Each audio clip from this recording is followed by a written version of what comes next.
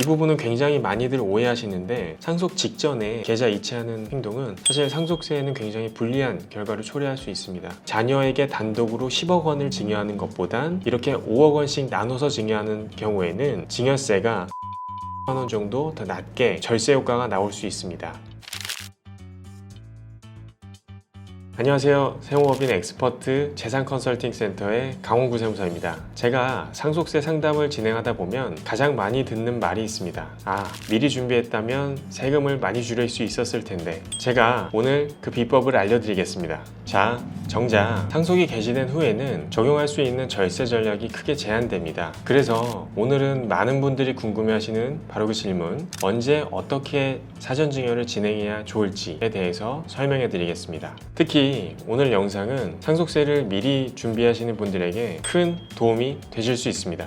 우선 사전증여를 고민하고 계시다면 기본적으로 두 가지를 알고 계셔야 합니다. 첫 번째는 피상속인이 사망 시점에서 소급해서 상속인에게 증여한 재산은 10년 이내 재산이 합산이 되고 상속인 외의자에게 증여한 재산은 5년 이내의 재산만 합산이 됩니다. 두 번째는 사전증여 재산이 상속재산에 합산이 되더라도 증여 당시의 재산가액으로 합산이 되기 때문에 시가가 굉장히 상승해 있는 부동산이라고 하더라도 증여 당시의 재산가액으로 합산이 되는 절세 효과가 나오실 수 있습니다. 그래서 이렇게 10년, 5년의 기간을 넘어서는 증여재산가액은 상속재산이 합산되지 않기 때문에 이 기간을 활용해서 사전증여를 하시게 되면 상속세를 절세하시는데 굉장히 유리합니다. 우리가 사전증여를 고민하고 계시다면 세 가지 정도를 알고 계시면 효과적으로 증여를 하실 수 있습니다. 우선 첫 번째, 수익이 발생하고 있는 부동산과 가치가 상승할 것으로 예상되는 부동산을 먼저 증여하는 것입니다. 이 부동산을 증여했을 때의 장점으로 보자면 먼저 우리가 자녀에게 월세가 발생하고 있는 수익형 부동산을 증여했을 때 자금 출처가 충분히 마련이 될 수 있기 때문에 나중에 상속세를 납부할 수 있는 재원 마련이 가능하고요. 또 하나는 증여 당시보다 나중에 상속 시점에 부동산의 가치가 상승해 있다면 그 상승하는 분만큼은 상속세가 절감 효과가 발생하실 수 있습니다. 두 번째는 상속인과 상속인 외의자를 나눠서 분산해서 증여하는 방법입니다. 이 효과는 우리가 두 가지의 효과를 좀 볼 수 있는데요. 첫 번째는 상속인에게 사전 증여한 재산은 10년 이내에 재산이 합산이 되고 상속인 외의자에게 증여한 재산은 5년 이내에 재산이 합산이 됩니다. 또 하나는 우리가 같은 재산을 한 명에게 증여했을 때보다 두 명에게 증여했을 때 증여세가 전체적으로 낮아지기 때문에 이 두 가지 효과를 함께 고려해서 분산 증여하는 것이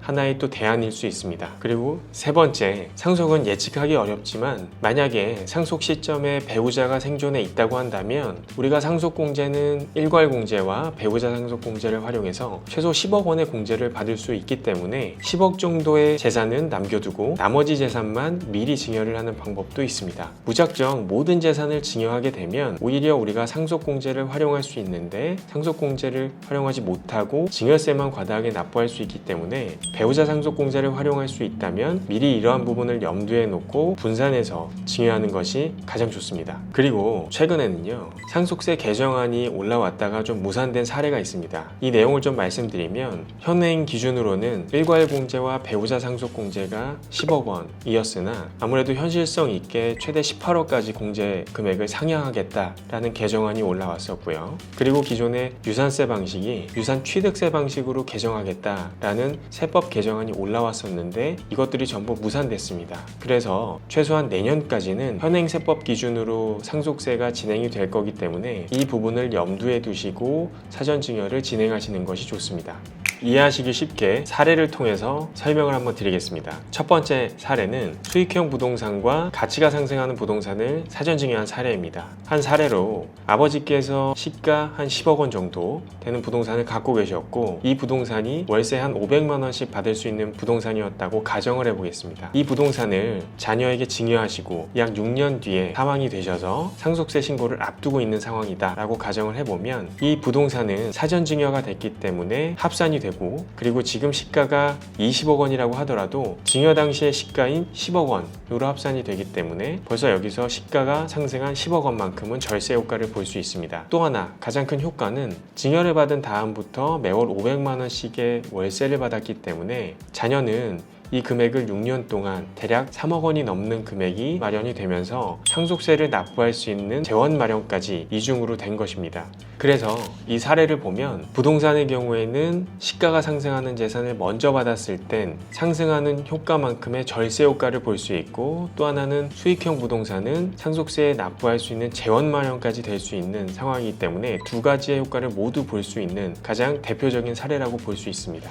그리고 두 번째, 상속인과 상속인 외이자 그리고 배우자 상속공제까지 활용한 사례입니다. 증여는 받는 사람을 기준으로 증여세를 내고 있고, 또 누진세율 구조상 많이 받으면 많이 받은 만큼 증여세가 늘어나게 됩니다. 그래서 우리가 사전 증여를 할 때에는 자녀에게 단독으로 10억 원을 증여하는 것보단 자녀와 배우자, 며느리나 사위가 되겠죠, 이렇게 5억 원씩 나눠서 증여하는 경우에는 증여세가 약 5,700만 원 정도 더 낮게 절세 효과가 나올 수 있습니다. 벌써 이 단순 수치만 봐도 증여세가 많이 줄어들기 때문에 분산 증여를 하는 것도 하나의 절세 효과를 크게 누리실 수 있습니다. 또 하나 여기서 효과를 기대할 수 있는 건, 상속인 자녀에게 증여를 했을 때에는 상속 시점에선 과거 10년 이내 증여한 재산이 합산이 되지만, 며느리나 사위, 이렇게 상속인 외자에게 증여한 재산은 5년의 기간까지만 합산이 됩니다. 그래서 우리가 사전 증여를 하고 5년이 지나고 났을 경우에는 상속 재산에 합산되지 않을 수 있는 기대 효과까지 고려할 수 있습니다. 여기에 하나 덧붙여서 배우자 상속공제까지 우리가 고려를 한다면, 일부 재산은 이렇게 분산해서 사전증여를 하고 10억 원 정도는 재산을 남겨두고 사전증여가 진행이 된다면 앞에 사전증여가 되고, 남은 재산은 상속 과정에서 배우자 상속공제까지 받으면서 상속세 없이 마무리가 될 수 있는 최고의 효과를 보실 수 있습니다. 이 질문은 실제 굉장히 많이 주시는 질문인데요. 상속 직전에 우리가 예금을 증여하는, 계좌 이체하는 행동은 사실 상속세에는 굉장히 불리한 결과를 초래할 수 있습니다.